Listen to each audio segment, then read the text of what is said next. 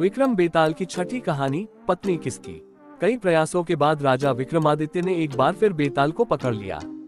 वह उसे जब योगी के पास ले जाने लगे तो बेताल ने नई कहानी शुरू कर दी। बेताल ने नई कहानी सुनाते हुए कहा, एक समय की बात है, धर्मपुर नाम के नगर में गंधर्वसेन नाम का युवक रहता था।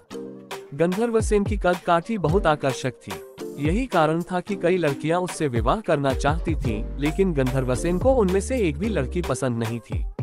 ब्राह्मण पुत्र गंधर्वसेन जब अपने घोड़े पर सवार होकर नगर में निकलता था तो सारी लड़कियां उसे देखती रह जाती। गंधर्वसेन किसी की तरफ नहीं देखता और तेज गति से नगर को पार करके रोजाना एक मंदिर की ओर निकल जाता था। यह मंदिर काली देवी का मंदिर था। गंधर्वसेन काली माँ का बहुत बड़ा भक्त था।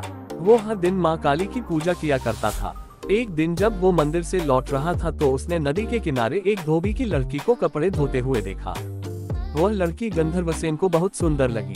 गंधर्वसेन को उस लड़की से प्यार हो गया और वो दिन रात उसी के बारे में सोचने लगा। उसे लड़की से बात करने का कोई रास्ता नहीं सूझता। एक दिन उसने काली माँ के मंदिर में पूजा करते हुए ये प्रतिज्ञा ली कि अगर वो लड़की उसकी हो गई तो वो काली माँ के चरणों में अपना शीश चढ़ा देगा। गंधर्वसेन खाना पीना भूल चुका था। वो दिन रात उसी लड़की के बारे में सोचता रहता। इसका परिणाम ये हुआ कि गंधर्वसेन बीमार हो गया।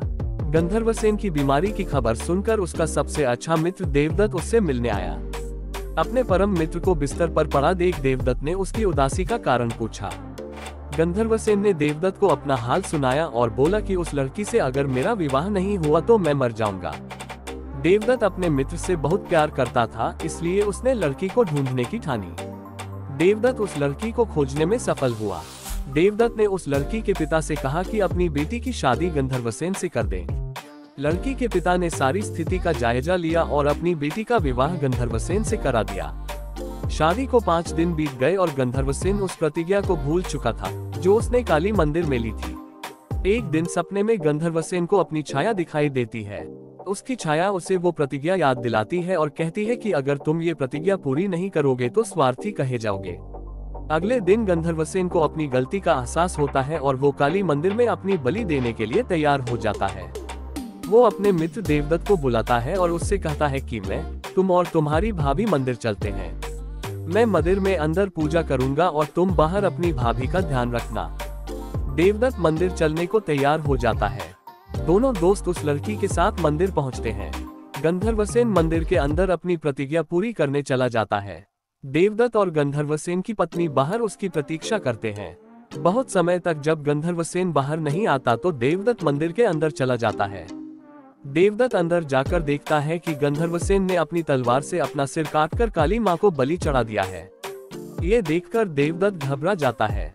देवदत्त सोचता है कि कोई भी व्यक्ति यह यकीन नहीं करेगा कि गंधर्वसेन ने अपनी हत्या खुद की है।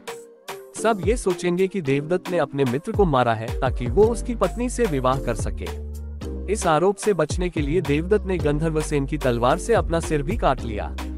थोड़े समय बाद गंधर्वसेन की पत्नी अपने पति और उसके मित्र देवदत्त को खोजने मंदिर आई। वहां दोनों मित्रों की लाश देखकर वो डर गई। उसने सोचा कि लोग उन दोनों की हत्या का आरोप मेरे ऊपर लगाएंगे। इस लांछन से अच्छा है कि मैं भी मर जाऊं। जैसे ही उस लड़की ने अपना सिर काटने के लिए तलवार उठाई वैसे ही वहां माँ काली प्रकट हुई।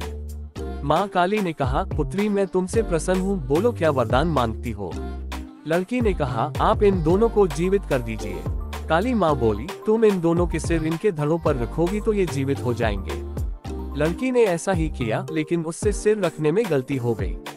उसने गंधर्वसेन का सिर देवदत्त और देवदत्त का सिर गंधर्वसेन के धड़ पर लगा दिया।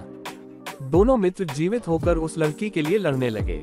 इतनी कहानी सुनाकर बेताल ने विक्रमादित्य से कहा, राजन अब तुम ही बताओ कि उस लड़की का पति कौन है। विक्रमादित्य को जवाब मालूम था।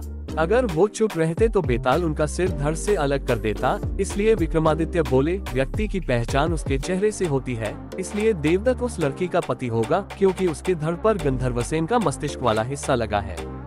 बेताल ने कहा, इस बार भी तुमने सही जवाब दिया है, इसलिए मुझे फिर से उड़ जाना पड़ेगा। इतना बोलकर बेताल फिर से घने जंगल की ओर उड़ गया। राजा विक्रमादित्य फिर से बेताल को ढूंढने के लिए उसके पीछे चल दिए। कहानी से सीख, इंसान जो भी करता है अपने मस्तिष्क से ही करता है, इसलिए उसकी पहचान मस्तिष्क से ही होती है।